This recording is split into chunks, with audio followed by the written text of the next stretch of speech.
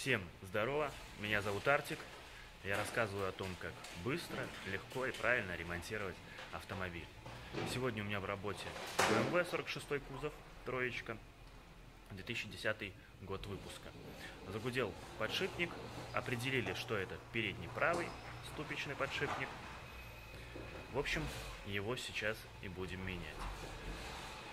Тут, в принципе, по ремонту особо проблем нет, все легко меняется, подшипник представляет собой ступицы, в сборе идет, так что быстренько все отремонтируем.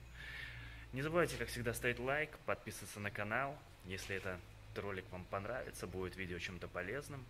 Ну, а мы, как всегда, погнали к разборочке. Для замены подшипника нам понадобится снять суппорт вместе со скобой.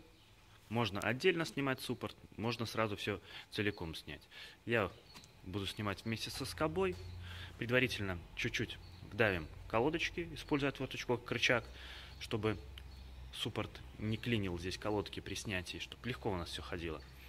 После снимем тормозной диск, предварительно открутив болт крепления. И после уже снимем саму ступицу с подшипником. Погнали! Для начала отверточкой вдавим суппорт, чтобы свести колодки.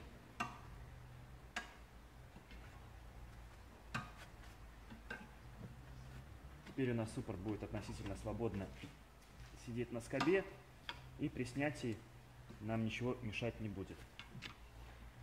При снятии суппорта именно. Все. Суппорт сам я откручивать не буду, я откручу полностью скобу. Тут два болта на 16 откручиваем и подвешиваем суппорт к амортизатору, допустим.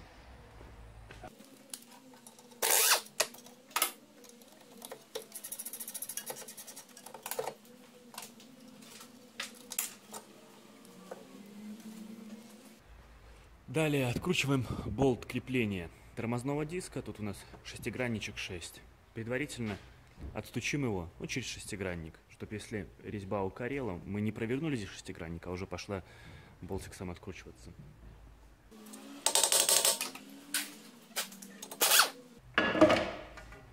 Открутили легким движением руки, сняли диск.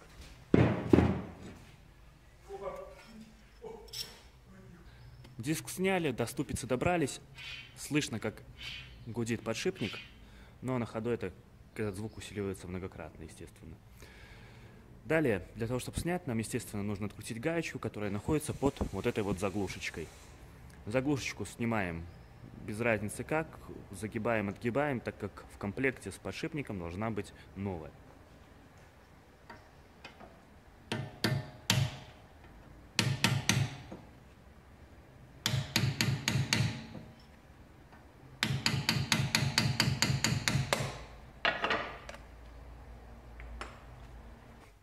Добрали до ступичной гайки, нам ее надо открутить.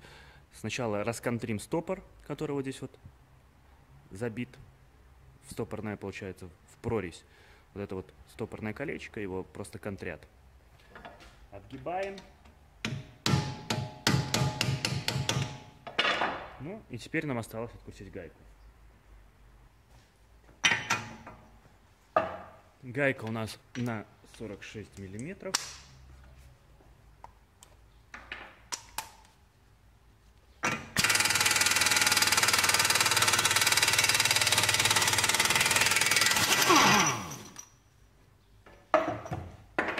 Снимаем ступицу.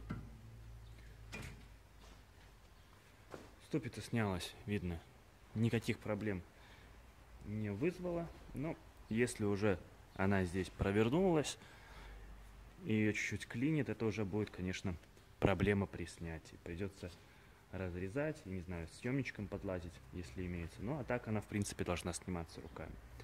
Ну что, сейчас переходим, сравниваем старый новый подшипник и потом перейдем к сборке.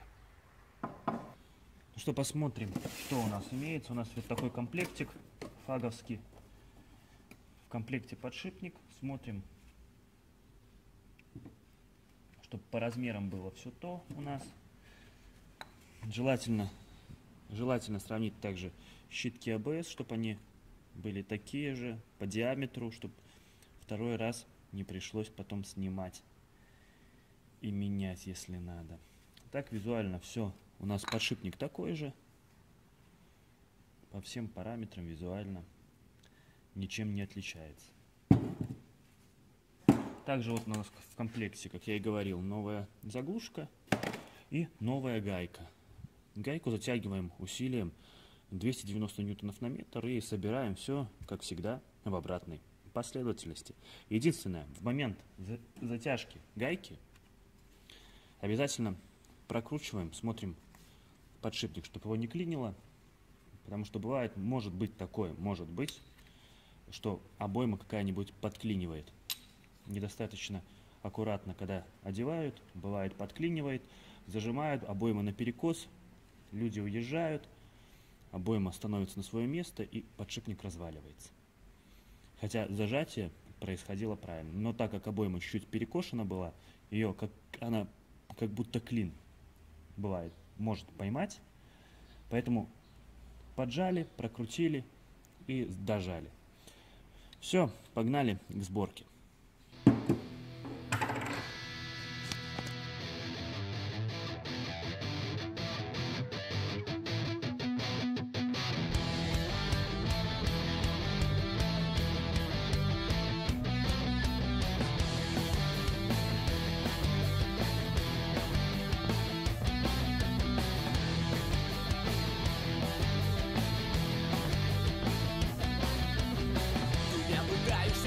Ответить на эти вопросы на ночь выключай свет, ты повторяешься, но просто отношения на ночь с собою прикрываешь. Перед тем, кто не пришел с тобою, стало очень некрасиво, стало очень цвета.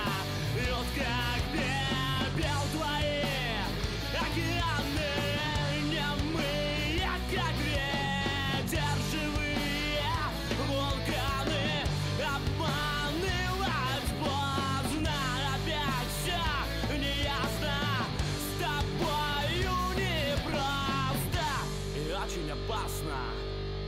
Ты не пытаешься себе ответить на эти вопросы, не пытаешься себе ответить на эти вопросы. Собою закрываешь, не понимаешь ничего и